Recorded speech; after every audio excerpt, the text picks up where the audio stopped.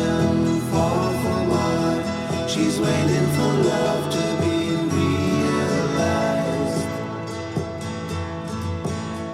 I'll send her my heart covered as a gift, and hope that you'll take it into her side.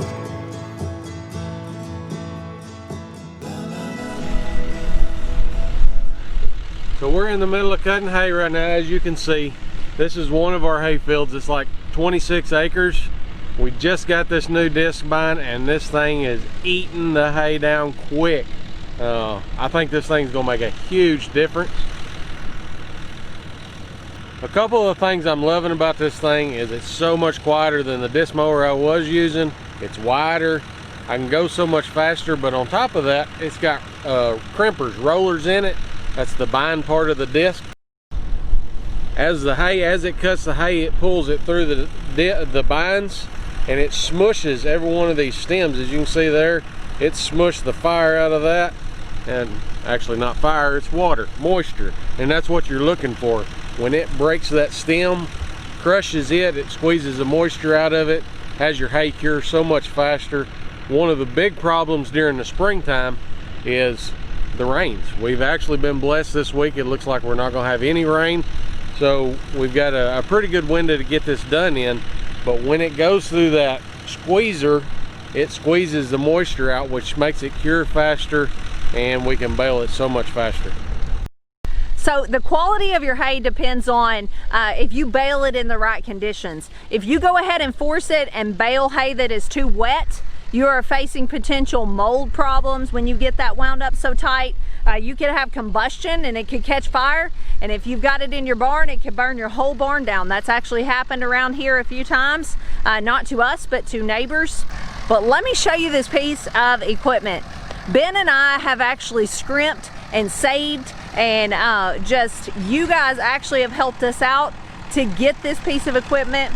You know, if you've been around here very long, we deal with very old equipment. That's what we have. That's what we were able to acquire. So pretty much all of our farm equipment is pretty old. It has problems, and we deal with a lot of breakdowns y'all saw by watching last summer. But through scrimping, saving, budgeting our money, as well as you guys supporting our channel here on YouTube, we were able to upgrade this hay mower, and we are so thankful for it because it's really going to help us out. So after the disc on the front of it cuts it, it squeezes through these two rollers right here. And as both of them, as they roll, they press it, like I was saying, and then they shoot it out the back and windrows it up real nice, gets it fluffed up, that way the air can go through it and dry it out faster. So we're hoping this is going to cut drastically down on the time in between mowing and baling. Therefore, it won't lay out here and continue to lose quality. We won't have as big of a chance of it getting wet. We will need a smaller window to do hay in, whereas last year, by the time we got it all cut with all the breakdowns and the weather and everything, it was a high chance that it was going to get wet by rain. And just, that's not the end of the world, but all the things that happen to hay from the time you cut it to you get it baled to you get it moved to its location you're going to store it, all the different weather aspects and things affect the quality of that hay, and we're dependent upon this for our beef cattle operation, as well as for our homestead, our small dairy cow operation. The pigs get hay, almost everyone gets hay, so this is pretty important. What is that?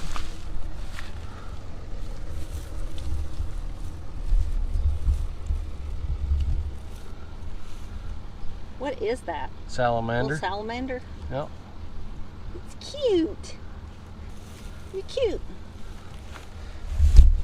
So we're working on mowing down about 40 acres and hoping that it's only going to take part of the day, not working from daylight till dark.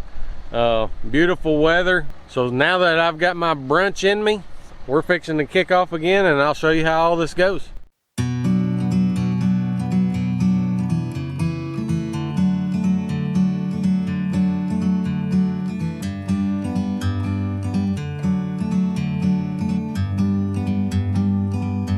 Like a bird on a tree, I'm just sitting here. I got time. It's clear to see from up here. The world seems small. We can sit together. It's so beautiful, you and me. We meant to be in the great outdoors, forever free.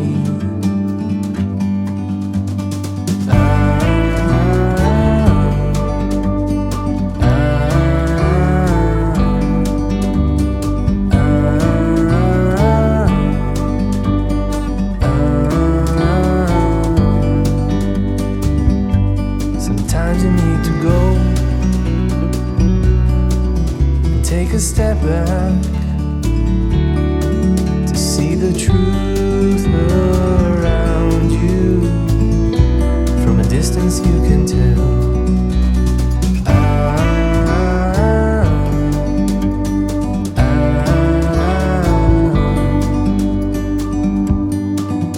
You and me were meant to be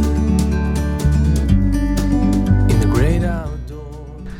All right, we are already in field number 2. Ben has already mowed 26 acres. Our best guess is it took about maybe 4.5 hours. That's really good timing. Last year, I think the quickest we did it was about 6 hours. So this new mower is definitely helping. I say new, it's new to us. We hardly ever buy new equipment. We don't hardly ever buy new anything. We look for used, but still really good stuff. And you can save a lot of money that way. We just had our lunch break. We brought little Pepper with us. We're fixing to go take a little dip in the creek while Ben's mowing hay. Pepper, heel. Pepper. Distracted. Go to Mom.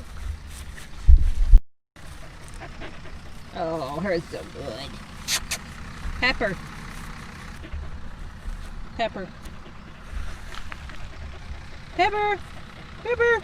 Pepper.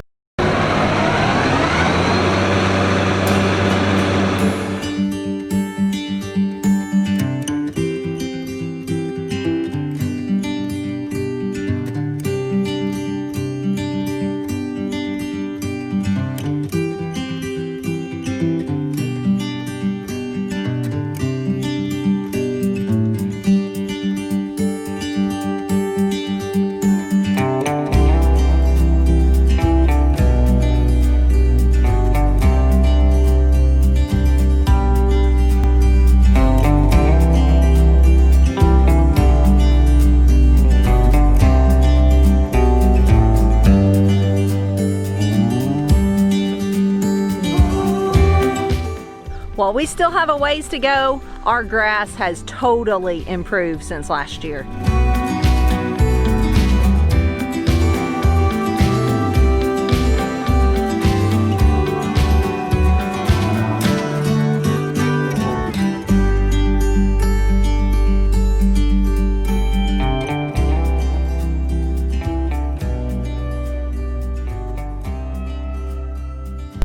So there is the big field he just mowed, and it goes all the way over that hill down to that wood line you can see. 26 acres.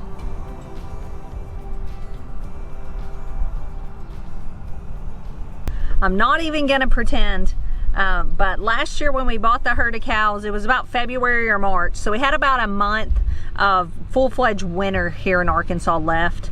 And then we quickly headed into spring and then summer, and we just encountered problem after problem after problem last summer. Equipment breakdowns, cows getting sick, some of them died, calves getting sick and dying. Just, it felt like we were hit with a lot of different obstacles. We wound up having to call for help on some of the things to be able to even get them done. And then sometimes it's wonderful to call people for help and to have people to call, but at the same time, sometimes it makes you think, are we ever going to be able to do this on our own?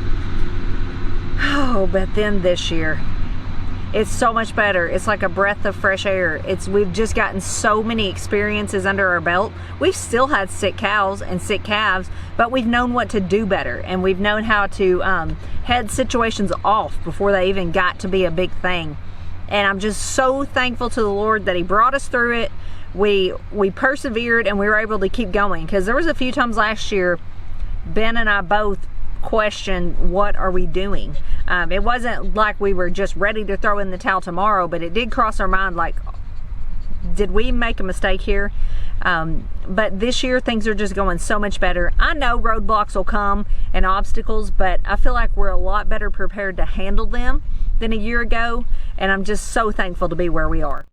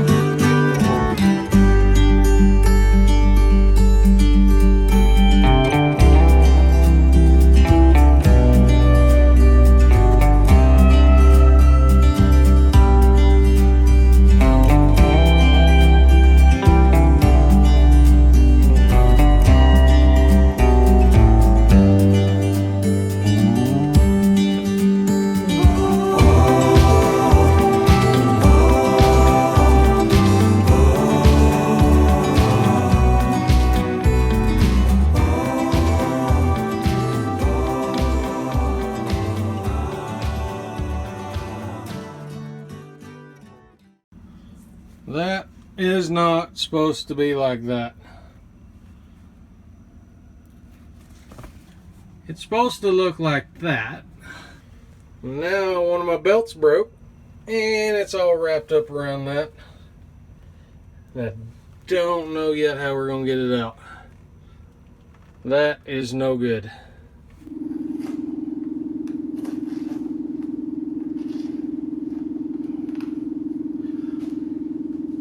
Alright, we had to end up cutting this thing into 3 pieces to get it out of that baler. It was jammed in there tight. Called the John Deere place. They do got one in stock, but it is $430 plus tax. Luckily, I've got an uncle that has all the splicing material where we can splice this back together. That's what we're doing right now, just gonna splice it together, get us through today, and I'll order a new belt because this one's pretty rough. All right, y'all, we're back here in the hayfield again. It's day 3. Ben actually got the baler fixed yesterday. You can see it sitting over there.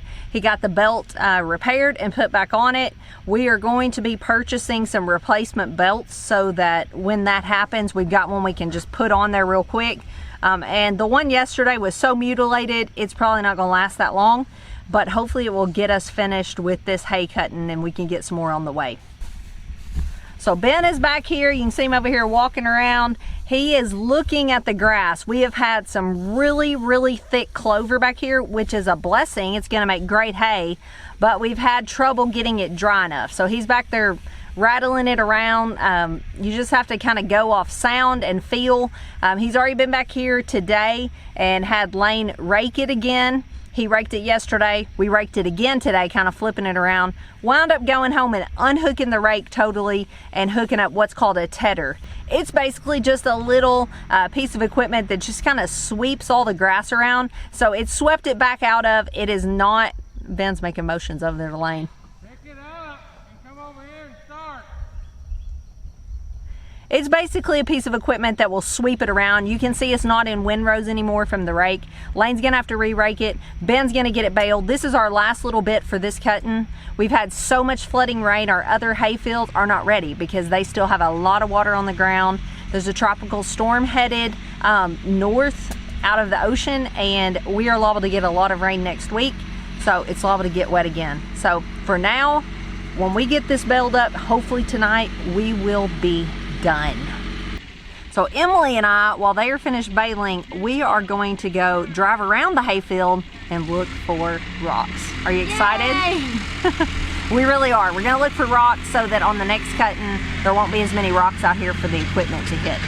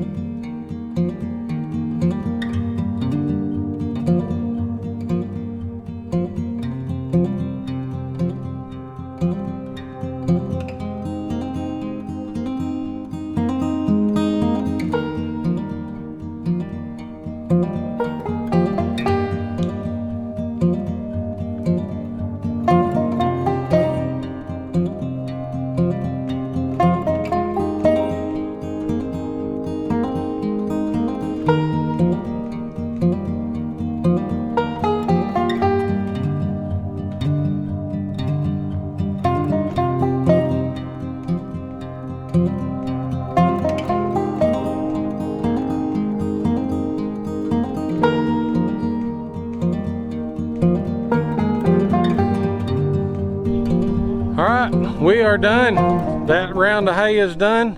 Still got a few more fields to cut, but they need to dry up a little bit. They're holding a little more water than this one. All we gotta do now is get this thing cleaned up, pressure wash, put up, and put it back in the barn, and we will be done. Thank y'all for watching. Hope y'all enjoyed this video. If you did, please give it a thumbs up. I hope y'all have all subscribed to our channel. We really appreciate y'all watching. Until next time, thanks for watching. God bless. Fixing my hair. You always fix your hair and glasses when you film, and you Okay, what else do I need to do? gotta go. Like this? Yeah. I do like this. Yeah, that's what you do. This. Yeah. I feel myself doing this even when I'm wearing contacts, and I'm like, oh, there's nothing there. Okay, here we go.